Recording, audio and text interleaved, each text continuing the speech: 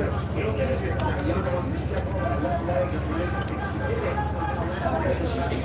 I'm going to scoop out ST.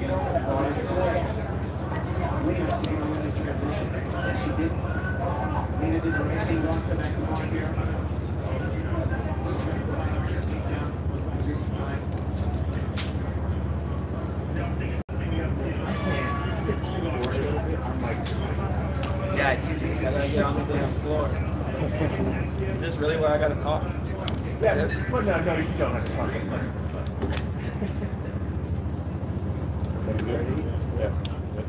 Yeah. Well, Nick, like you said, you're going to get it done. You went out there, you had a vision, you want to go out there and finish great. How happy are you with it? I'm very happy. You know, I manifested that reality. I've been telling everybody all week. There's a new Nick Lentz in town. Something has happened special after my last fight. It has nothing to do with the boss. That was a crooked fight as it was, the last fight I had. But it had to do, there's something clicked in me. Something changed. Supernatural, whatever you want to call it. Something changed. And I'm a brand new person. I have my second kid. I feel like my life isn't complete. When I first came into the UFC, I was not a complete person. I just got here through sheer toughness, and I stayed around for 10 years. For 10 years I've been in this sport. 10 years I've been, actually 15 years I've been in the sport, 10 years I've been in the UFC. But today, from now on, I am one of the most complete fighters there is. And I proved it today, hands down. I'm curious, Nick, you said after the fight in the quotes that you feel confident in saying that you're the best in the world with a win like that. What was it about that win that sort of gave you the confidence to say that? And did you not believe you were the best in the world before getting this win tonight? Well, no, I clearly was not the best in the world before because I lost to other people, and I didn't put it together. But when I first came into fighting, I had an idea of how to get to the top. Yeah. And that idea was, if I worked hard and I beat people up and I kept winning, I would get to the top. Well, I learned very fast after beating 6 people in a row, and I wasn't anywhere near the top, that's not what gets you to the top. You have to be the complete package. You have to be good on the mic. You have to be good in the fights. You have to produce entertaining fights. You have to have a mindset and approach to fighting that is an entertainment idea. Fighting is an entertainment sport. Anyone who says that it's like a regular old sport, like football or something, where they just care about how you win, is a fool. And that used to be me. I used to think just if I was a good person, and I trained hard, and I wanted it, and I could win, I could get there.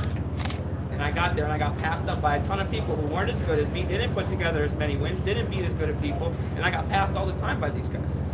Why? Because that's not what fighting's about. Now I showed you today. I'm a different person, and I don't care about the title. I don't care about any of that stuff.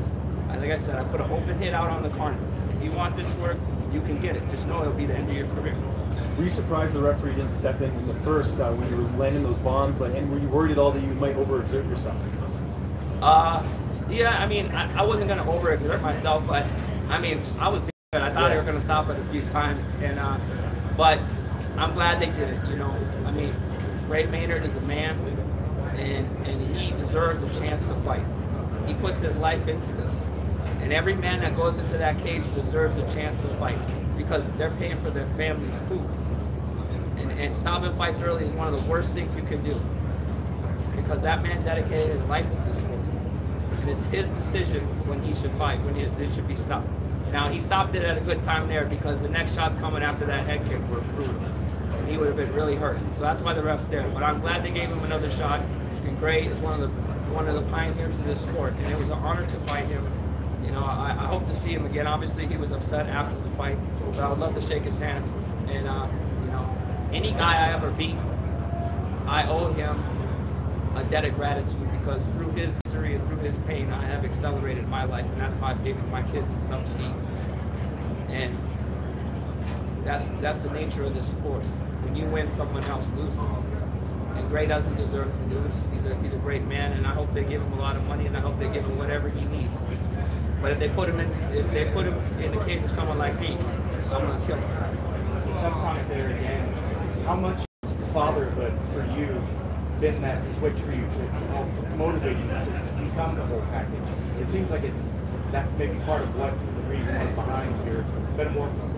Yeah. You know, I mean, me and you talked about this the other day, and I almost cried on camera. But when I was at my best, moving up the ranks at 45, I lost my first kid. And with that, I almost lost my marriage, and I almost lost my career. And it took me years and years to get that back together. And that was a miserable time. And now I have 2 kids.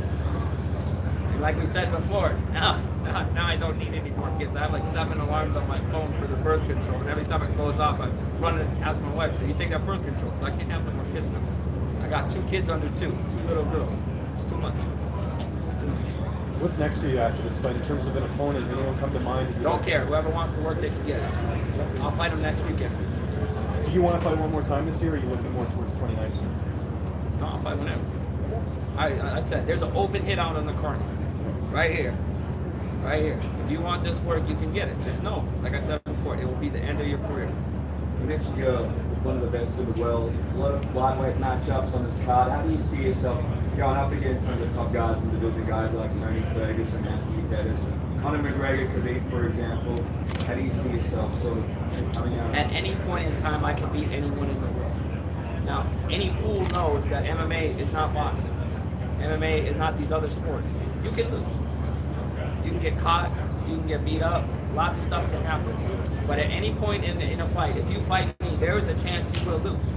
But like I said before, fighting is not just about winning. There's a lot more to it. And you can learn from that from Conor McGregor, right? He went out, got choked out by Nate Diaz. What did it do to him? Nothing. Just skyrocketed his career even more. If you do the right things and you approach the sport right, and you realize that this isn't really a sport, it's entertainment. And when you understand that, the world opens up. And that's how you get to the top of the sport. So I know that. That's why I say I put an open head out, because I don't care who it is. Because whoever they put in that cage with me is getting kicked in the head and going to sleep. What do you credit that change in mindset to? You know, you said you were working so hard, but you never got what you wanted. Yeah. When did it click to you that, okay, maybe it was the... I'll tell you exactly when it clicked for me. I worked my way up the 145-pound ladder. And it was my time. This is actually a funny story, because Conor's on this card. It was my time to fight Conor McGregor. I was ranked number 7. Dennis Siegel was ranked number 9. And everyone said, you can't give Conor Dennis Siegel, because he's ranked 9th and Lentz is ranked 7th. And the next day I was ranked 9th and he was ranked 7th. Because that's how it works. They just switched them. One night I was 7th, the next night I was 9th. Because they know that this sport is not about rankings. They know that this sport is about money. And whoever is producing the best money, whoever is producing the best interviews, and whoever does it. I mean, and can you argue with them? Look at this circus that Conor McGregor has taken. If I ran this damn thing, I wouldn't let anyone touch Conor. I would just let them knock out people and tell them they were the best in the world.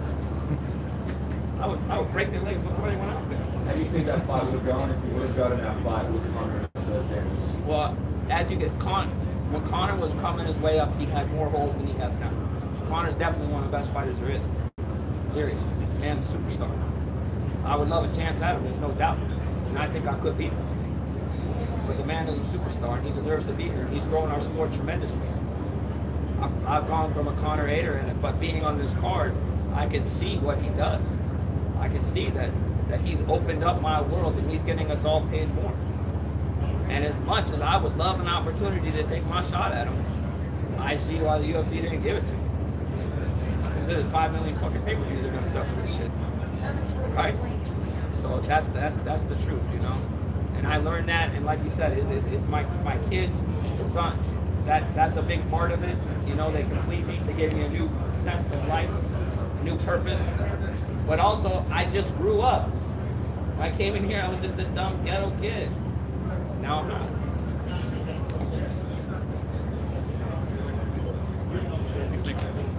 Thank you, guys. I appreciate you.